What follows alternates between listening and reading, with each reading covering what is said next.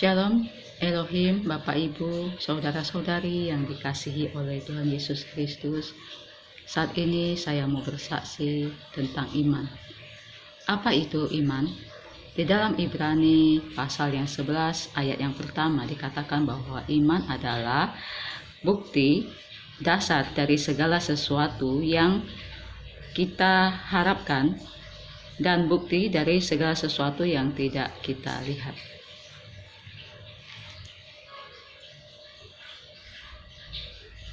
Iman itu di dalam kehidupan kita sebagai anak-anak Tuhan itu banyak segi di dalam segi kehidupan kita.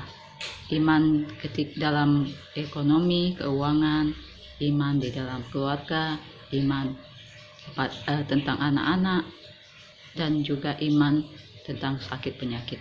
Nah, saat ini saya mau bersaksi tentang iman ketika dalam sakit penyakit. Saya sakit 4 hari, sakit batuk pilek, demam, meriang, disembuhkan oleh kuasa Tuhan Yesus Kristus tanpa saya minum obat 1 pil pun. Di saat saya sakit itu, saya sangat merasa tidak nyaman dan tidak enak. Keadaan itu tidak mudah untuk saya lewati selama 4 hari karena suami saya tidak percaya akan kuasa Tuhan dan tidak mengenal Tuhan dan tidak takut akan Tuhan. Di saat saya sedang sakit itu, saya merasa terintimidasi oleh perkataannya karena dia menyuruh saya untuk menjauhi dia. Dia takut saya menjangkiti dia. Di saat itu seperti pikiran saya terbuka. Seandainya anak-anak Tuhan suatu hari nanti terblokir oleh dunia ini sehingga tidak bisa akses kesehatan, akses rumah sakit, akses segala sesuatu. Dan saat itu ketika kita kemana-mana, kita sedang sakit, kita akan orang lain akan takut dengan kita dan merasa kita adalah pembawa virus, dan kita pasti akan dijauhi dan disuruh pakai masker dan segala macam. Di saat itu hati saya benar-benar sedih dan pikiran saya terbuka, dan saat itulah saya sungguh-sungguh bertekad dan memutuskan untuk hanya mengandalkan kuasa Tuhan. Saya berdoa sama Tuhan, Tuhan, saya percaya akan kuasa-Mu yang sanggup untuk menyembuhkan saya, kuasa darah Yesus. Dan Engkau tahu suami saya tidak percaya kepada kuasa-Mu, tapi saya percaya. Jadi ketika saya setiap kali berdoa, tumpang tangan di atas air putih, saya sengaja memperlihatkan kepadanya untuk dia bisa melihat dan menyaksikan kuasa Tuhan yang akan bekerja di dalam kehidupan saya. Dan beberapa hari yang lalu dia juga mengalami sakit mata. Pertama kali dia mengalami sakit mata itu selama 2 hari karena dia terkena sedikit cairan dari racun rumput yang dia semprot di kebun saat dia bekerja. Hanya terkena sedikit sehingga matanya perih. Dia pulang hari pertama ke rumah masih keadaan perih mata. Dia pulang ke rumah, tetapi karena saya tahu bahwa dia tidak percaya akan kuasa Tuhan, dia tidak takut Tuhan dan tidak mengenal Tuhan, tidak percaya kuasanya, maka saya tidak mendoakan dia. Saya diamkan saja. Tetapi semakin hari, jam bertambah waktu sampai malam, sampai besok paginya itu matanya sudah sangat bengkak dan sangat merah, dan dia itu saya lihat dia itu dalam keadaan yang sangat-sangat memprihatinkan, seperti setengah mati. Saya sangat kasihan sama dia, tetapi saya tidak bisa berbuat apa-apa karena dia tidak mau, tidak percaya akan kuasa Tuhan.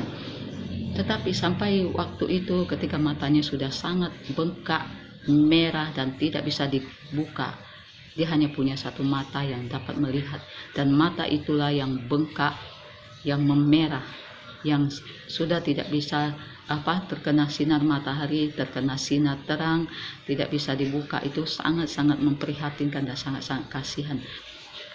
Dan pada siang hari itu akhirnya saya mengatakan kepada dia, maukah kamu saya doakan?